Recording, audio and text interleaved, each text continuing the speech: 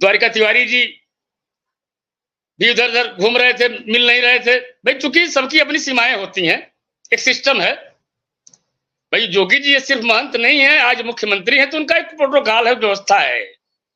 तो चूंकि हम 7 साल बाद मंदिर गए थे, 7 साल बाद राय साहब अंतिम मुलाकात में हमारे साथ थे। जब हम लोग अपना हाई कोर्ट का वो आदेश योगी जी के हाथों में दिए थे और उन्होंने कहा था चेक करवाएंगे, दिखवाएंगे, और 1 हफ्ता के अंदर सरकार जब सुप्रीम कोर्ट में चली गई तो रास्ते बंद हो गए। फिर हम लोग जाना बंद कर दिया। हमने कहा संघर्ष वो रास्ता है तक पहुंचाएगा। हम लोग लड़े, लगातार लड़े, सड़कों पे भी लड़े, बंधु जी के साथ दिल्ली में भी लड़े, और प्रदेश में तमाम संगठन जो मोर्चा बना के, हमारा जो संगठन उसका भी एक मोर्चा था। अटेवा से तो मेरा दिल्ली लगाव था, हम उस मोर्चे में नहीं उनके, लेकिन हमारे शिक्षक साथी, हमारे कर्मचारी साथी बंधु जी के साथ थे। हम चूंकि अपने लोगों के साथ थे तो इसलिए बंधु जी के साथ हम जुड़े, और निश्चित रूप से कहने में कोई संकोच नहीं। हिंदुस्तान में अगर पुरानी पेंशन की भूख अगर किसी ने जगाने का काम किया है, ये अलग बात है कि लड़ाई हमने 8 में शुरू की, लेकिन हम कुछ लोगों के लिए शुरू किए थे, कुछ लोगों के लिए जो विसंगति के शिकार थे। लेकिन बंधु जी ने हिंदुस्तान के एक एक कर्मचारी, एक एक शिक्षक के मन में पुरानी पेंशन की भूख को जगाने का काम किया, और पूरे हिंदुस्तान में पेंशन की लड़ाई को प्रज्वलित करने का काम किया उस व्यक्ति ने।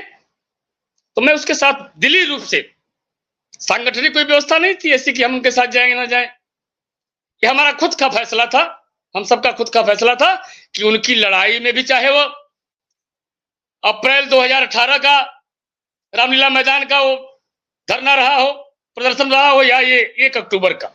1 अक्टूबर तो मिश्रा जी 10 लाख की भीड़ थी, पूरा दिल्ली जाम था, मैदान ठसाठस भरा हुआ था, और दिल्ली के मेट्रो स्टेशन बंद कर दिए गए थे अपार भीड़ को देखते हुए। और उस धरने के दौरान ही दिल्ली में भूकंप आने लगे थे जो 3 दिन तक चले। उतना लोड दिल्ली पे था, वहां के लोग बता रहे थे।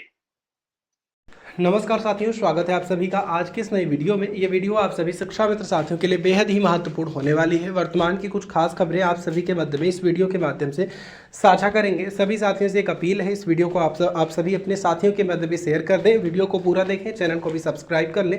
अब चलते हैं अपडेट पर।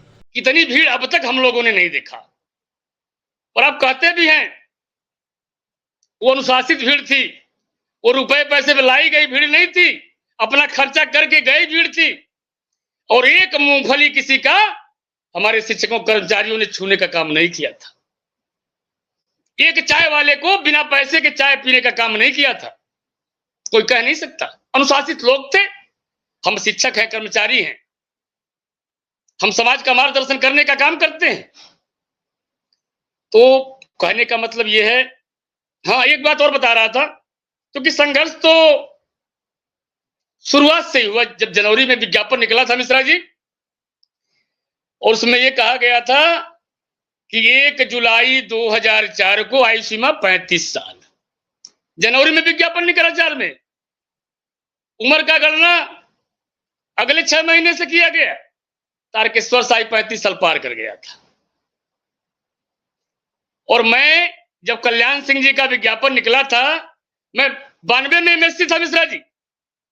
जब कल्याण सिंह का विज्ञापन निकला 98 में, तो हमारे एक साथी ने कहा, तो हमने एलटी 98-99 बैच में किया, उसी के लिए किया, उसी उद्देश्य से किया था। राजनाथ जी का एक विज्ञापन आया था 2001 में, जो जिला स्तर, प्रदेश स्तर, क्या क्या करके वो कोर्ट कचहरी के चक्कर में जमी जोज हो गया विज्ञापन। फिर काफी प्रयास के बाद हम लोग फिर भी लड़े।